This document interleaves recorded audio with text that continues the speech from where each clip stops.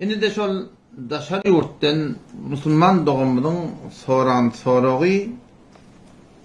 bizim aramızda diýsem bolacak ki yoğunrak gurun. O da şu ki kafirler bilen durmuşa çıkmaklık. Denan bolsun, erkek bolsun. Yahudiden hele alacak. Mesihiden hele alacak.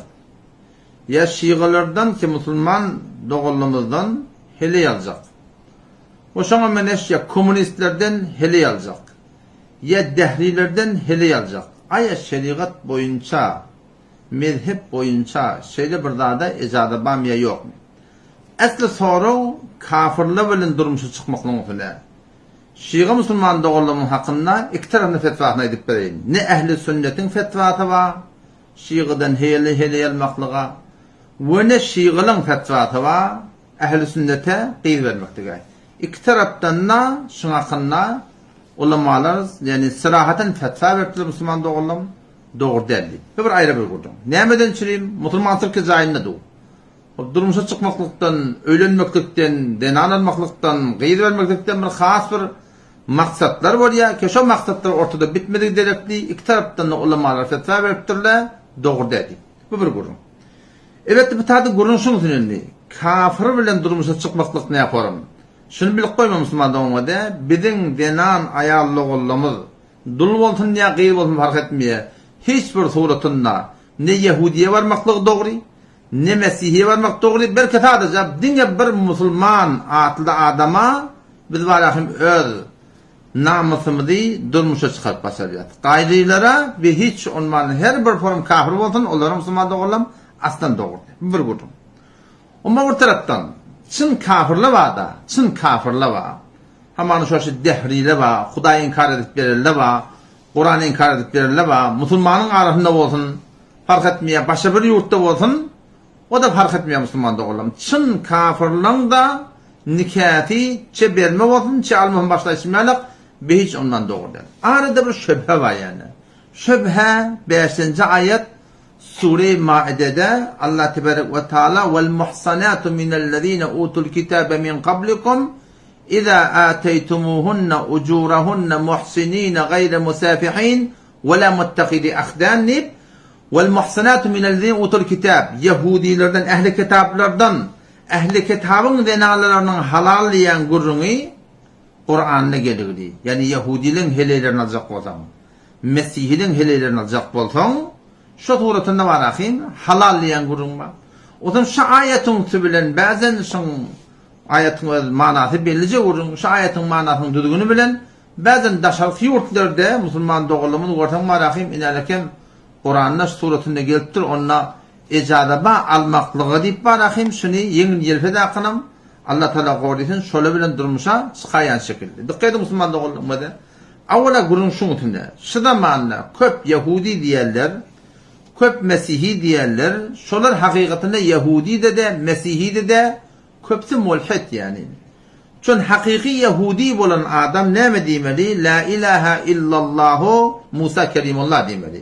Hakiki Yahudi bolan adam. Hakiki Mesihi bolan adam yani Hristiyan bolan adam, Nasara bolan denanda erkekler näme diýmeli? La ilaha illallahu İsa ruhullah diýmeli. Halinki şun kun marahim şol hatdan hat awlaşy Yahudi diýip bilen jamaatla ödünden gaýryk bermedigirek taza kimen habarym bar. Haýdy bir men Yahudi diýip geljek de bolsa, şu zamanyň Yahudileri şu Yahudilerini galydyr diýär. Ondan bäri de Mesihide de şu at şu köp Mesihide şu Mesih men Hristiyan men aýtýarlar, olan köpsi 198 müşrik, kafir. Ve la tunkihul müşrikati hatta yu'min ve la amatun mu'minatun hayrun min müşrikatin. Allah Tebarek ve Teala müşriklere qyz vermeklik, qyz almaklygy kullen nehyedi. Çoğula peder ruhul kudus diýerler. Na'udzu billahi aqnumu salata olan imanlar bar. O taýdan ol Hristiyanlaryň, Mesihiliň zatlaryň biz barahim olara ehli kitap at vermeklik buňky Müslüman doğulum olara qyň elbet ýagdaý çöl. Onuň şu taýdan şu zamanyň Yahudileri, Mesihileri barahim şu suratynda barahim ol öz hakiki Yahudiliğine galydyr. Hakiki Mesihiliğine galydyr. Belki umum Hristiyan Mesihililer näme bolýar? Müşrik bolýar Müslüman doğulum. Şu taýdan müşrikden almaklyk hem dogry däl. O şol müşrike denane vermekte doğrudur. Bu bir kurdum. Ondan sonra da şu ayetin çın Yahudi bağ olsa, çın Mesihi bağ olsa diyeydi. Yine de Hazreti Ömer radıyallahu anh'ına bir rivayet ki dinlerken şu elimde kitaba Mesail-i Fıkhi Muasir Hindistan'ın muhakkik Hanefi mezhebin ulemalarının yadan marahimşi fetavalarını mezda edip verdi Müslüman doğun. İşte sırahaten ayetiye ki nikah etmeklik Yahudi, Mesihi denarları bilen kafir yurtu yaşa gelip fukahaların ne kadarının yanına haram, ne kadar yanına mekruh tehrim da haram hükmünde. Yani iki cemaatta fukahaların umumi soratında şile bilen öğlenmeklik durumuşa çıkmaklık Müslüman'da o ne edittirler? Doğru da edittir. Haram ya haram hükmünün ikisi de doğru olan birbirine fark edene. Odan bu tağda Şakik bin Selman radıyallahu anh rivayet etti. Huzeyfe bin Yaman radıyallahu anh sahaban biri bir denan aldı. Denanan kimden aldı? Yahudilerden aldı. Hazreti Ömer radıyallahu anh'ına bir sahaba peygamberin yari Yahudi hele yaptı. Ne mi delil verirken 5. ayet Sure-i Maide'de gelişiyorlar. Vel muhsanatu minellezine utul kitabe min qablikum deyip Huday tebarek ve teala şahidi icare verir diyor ki Huzeyfe bin Yaman radıyallahu anh geliyor birden Yahudi'den ağlanıyor. Hazreti Ömer radıyallahu anh öldü. Halafet vaktimiştik. Nama yediye. Nama barıttır hava. Çinlemiye de oluyor. Talak başan diyor. Nama bilen havarlaşıyorlar. Haram mi? Ona haram diye demek diptir. Tamam. Şu da manayla vurunda. Şu da manaki iman, takva ve tergön demiştik. Tamam. O da şu da manada Çin Yahudiymiştik. Ha? Haram diye demek yönümün bilşime vore şolun arası denana zinadan, terekeden kaçan denana da aklı yok. Muğsu bilen ten içer maşkalan bular fesade çeker, günah çeker. Talak verdik ki şun talak verir diye. Hanefi mezhep boyunca da Müslümanlar oynarken Kitab-ül Asar 156 sefani Masuratun Navalahim adres veriptirler. Muhammed rahmetullahi aleyh İmam Adam rahmetullahi aleyh şagirdi. Şu da fetva verdi ki şeyde ehli kitap bilen Suratun Navalahim yankı nikah etmeklik haramın hükmünde diptir diye. Sonra İbn Humam rahmetullahi aleyh'den de bıtada surni getiriptir. Şu doğrultuda Müslüman da oldum. Komünist olsun, ya şu zamanın hulafet dehlileri olsun fark etmeye. Her bir suratında şu zamanla şöyle bilen durmuşa çıkmakla Müslüman da oldum. Ol haramın hükmünde behiç uman doğru değil. Hayti bir adam durmuşa çıkan olsa yakillikte elinden gelen tedbiri bilen onlardan ayrışma olur. Yoksa malahim şol iyidi Huday hakkatın malahimin bir ulukan bir günahkarçılık bilen yaşadığı oluyor.